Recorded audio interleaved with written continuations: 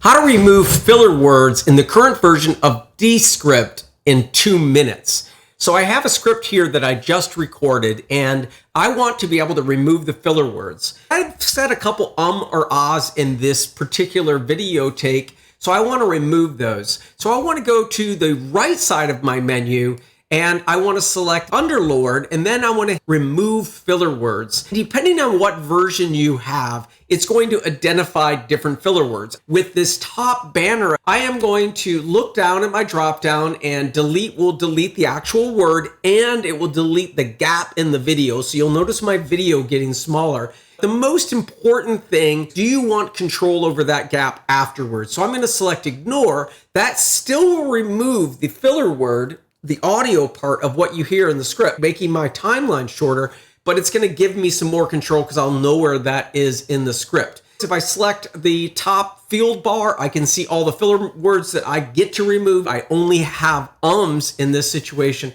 so I'm going to select remove all.